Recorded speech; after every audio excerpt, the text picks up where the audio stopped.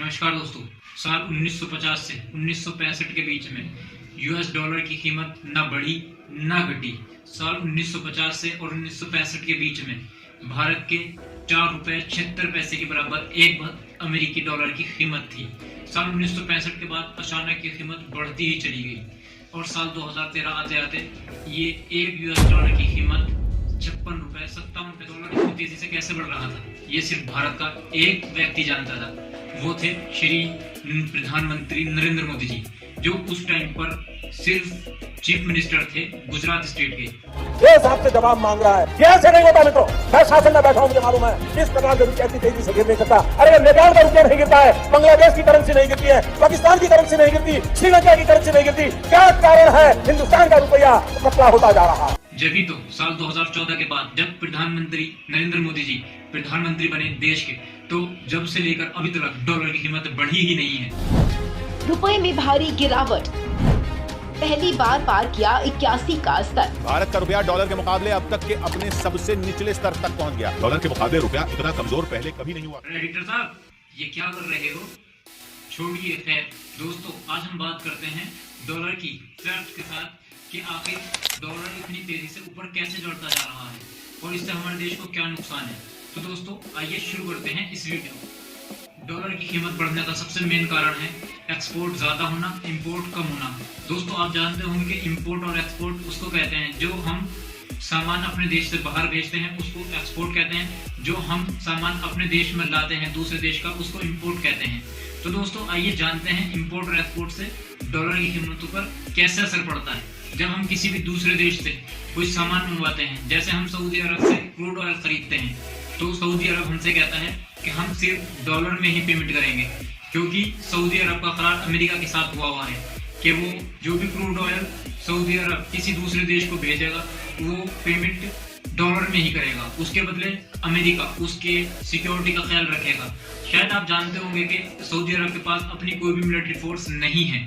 जब सऊदी अरब हमसे अमेरिकी डॉलर में पेमेंट करेगा तो जाहिर सी बात है हमारे पास अमेरिकी डॉलर तो है नहीं, तो हम अमेरिकी डॉलर खरीदने के लिए अमेरिका के पास जाएंगे और जब हम अमेरिका से डॉलर खरीदेंगे तो अमेरिका के डॉलर की डिमांड बढ़ेगी। इससे जब अमेरिका की डॉलर की डिमांड बढ़ती है तो अपने रेट ऊपर कर देता है, हाई कर देता है। और दोस्तों आपको बता दूं कि 80% इंटरनेशनल मार्केट में अमेरिकी डॉलर ही चलते हैं, क्योंकि उसका विश्वास पहले से ही बना हुआ है और उसकी इकोनॉमी दुनिया में सबसे मजबूत है। उसके बाद चाइना आता है और नंबर 5 पर हमारा देश भारत आता है। तो डॉलर के बढ़ने का एक मुख्य कारण ये भी है। बात करते हैं डॉलर के और रुपए के कुछ इतिहास के बारे में। आखिर ये कैसे बढ़ता चला गया और रुपया कैसे डाउन होता चला गया। शायद आप जानकर हैरान रह जाएंगे कि साल 1917 में एक यूएस डॉलर की कीमत 13 रुपए हुआ करती थी और ये आजादी के वक्त आते आते एक डॉलर की कीमत 1 रुपए हो गई और साल 1965 में यूएस डॉलर की कीमत 4 रुपए 76 पैसे हो गई। और जब 1965 आया तो 1962 में पहले हमारी जंग चाइना के साथ हुई, उसी के बाद हमारी जंग पाकिस्तान के साथ हुई, जिससे हमें हथियारों की बहुत ज्यादा जरूरत पड़ी। तो हमने हथियार खरीदे, वो ज्यादातर डॉलर में ही खरीदे। तो इससे अमेरिका डॉलर बढ़ता गया और भारतीय रुपया गिरता गया। साल 1973 में ऑयल क्राइसिस आया, जिससे 1974 में एक डॉलर की कीमत 8 रुपए 10 पैसे हो गई। फिर उसके बाद हमने राजनीतिक संकटों से बाहर से पैसा उधार लिया, जिससे हमारी हालत बहुत खराब हो गई, हमारे देश की हालत बहुत ज्यादा खराब हो गई। उससे साल 1990 आते आते एक यूएस डॉलर की कीमत 17 रुपए 50 पैसे तक पहुंच गई थी। रिसेंटली अगर बात करें तो 2022 की, तो इसकी कीमत 80 रुपए को भी पार कर गई है रिसेंटली। दोस्तों आपने कभी सोचा है कि एक अमेरिकी डॉलर की कीमत अगर भारत के 1 रुपए के बराबर हो गई तो क्या होगा? दोस्तों पहले मैं आपको इसके फायदे बताता हूँ। दोस्तों अगर आपने अमेरिका में एक घर खरीदा है तो उसकी कीमत आपको 10 लाख रुपए पड़ेगी, जबकि अब के टाइम में वही घर आपको 80 लाख 20 हजार रुपए का पड़ेगा। दोस्तों आपको एक और एग्जांपल से बताता हूँ। अगर आपने आईफोन 12 खरीदा है जो कि 800 रुपए का होता है, वो ही फोन अगर आप इस टाइम पर खरीदोगे तो वो आपको 64,000 रुपए का पड़ेगा। तो दोस्तों ये तो हुए इसके फायदे। करें इसके नुकसान के बारे में, तो बहुत सी विदेशी कंपनियों ने हमारे यहाँ पर कॉल सेंटर खोल रखे हैं और बहुत सी आईटी सेक्टर में अपनी कंपनियों का काम चला रखा है। तो वो कंपनियां हमारे देश में नहीं आएंगी, क्योंकि उनको इतने सस्ते एम्प्लॉयज नहीं मिलेंगे। इतने ही सस्ते एम्प्लॉयज उनको अपने देश में मिलेंगे उतने ही यहाँ पर मिलेंगे। तो यहाँ पर क्यों आएंगी? क्योंकि $1 की कीमत ₹1 के बराबर होगी, तो उससे यहाँ के एम्प्लॉयज की सैलरी भी बढ़ेगी। जब सैलरी बढ़ेगी तो यहाँ पर कोई कंपनी नहीं आएगी, तो जाहिर सी बात है जब कंपनी नहीं आएगी, यहाँ से कंपनी चली जाएगी, तो ये एम्प्लॉय सारे के सारे बेरोजगार हो जाएंगे, जिससे एक बहुत ही भारी इकोनॉमिक क्राइसिस आ जाएगा भारत के अंदर। इसका क्या किया जाए? आखिर भारत के लिए डॉलर ऊपर जाना सही है या गलत है?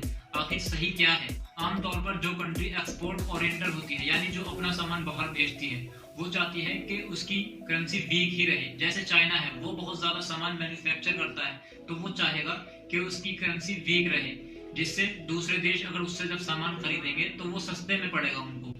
तो चाइना अपनी करेंसी को वीक ही रखना पसंद करता है। इसीलिए आपने देखा होगा कि चाइना का सामान बहुत ज्यादा सस्ता होता है, उसका यही कारण है। और जो कंट्री इंपोर्ट ओरिएंटेड होती है, यानी जो सामान बाहर से अपने देश में मंगवाती है, तो वो चाहती है कि उसकी करेंसी मजबूत रहे ताकि उसको सामान सस्ता पड़े। तो भारत के लिए सही क्या है? आखिर भारत के लिए सही क्या है? क्योंकि अगर देखा जाए तो भारत इंपोर्ट से ज्यादा करता है, एक्सपोर्ट कम करता है। तो दोस्तों भारत बड़ी ही अजीब सिचुएशन में है। कुछ इकोनॉमिस्ट का इस पर कहना है कि भारत की करेंसी और ज्यादा डाउन होनी चाहिए, वहीं कुछ इकोनॉमिस्ट का कहना है कि भारत की करेंसी और ऊपर जानी चाहिए। ये बहुत ही कंट्रोवर्शियल इशू है, इसको हम नहीं छेड़ते हैं क्योंकि दोनों के अपने अलग अलग आर्गुमेंट हैं। दोस्तों अगर मैं अपनी राय की बात करूं तो हमारे देश को ज्यादा से ज्यादा सामान मैन्युफैक्चर करना चाहिए, क्योंकि हमारे देश के पास एक विशाल आबादी है जो कि यंगेस्ट आबादी है। ये लग्जरी सिर्फ दुनिया में हमारे पास है। जो क्रूड ऑयल पर हमारे देश की निर्भरता है उसको कम करना पड़ेगा। इसकी जगह पर हमें ट्रांसपोर्ट सिस्टम में कुछ सुधार लाने पड़ेंगे। इसका इंफ्रास्ट्रक्चर और ज्यादा मजबूत करना पड़ेगा। मेट्रो ट्रेन और ट्रेन को हमें बहुत ज्यादा बढ़ावा देने की जरूरत है। सोलर पैनल पर ज्यादा निर्भरता होना चाहिए और ज्यादा से ज्यादा इलेक्ट्रिसिटी की हमारी कारें होनी चाहिए। और हमें मेट्रो ट्रेन और बसों में इलेक्ट्रिक का ज्यादा से ज्यादा इस्तेमाल करना चाहिए। जो हमारी प्राइवेट गाड़ियां हैं, लोग उन पर जाना कम पसंद करेंगे, तो इससे हमारे देश में तेल की खपत कम होगी, जिससे हमारा रुपया बचेगा और इससे हमारी इकोनॉमी ज्यादा से ज्यादा मजबूत होगी। तो दोस्तों बस आज के लिए इतना ही। दोस्तों फिर मिलते हैं किसी और वीडियो में, तब तक के लिए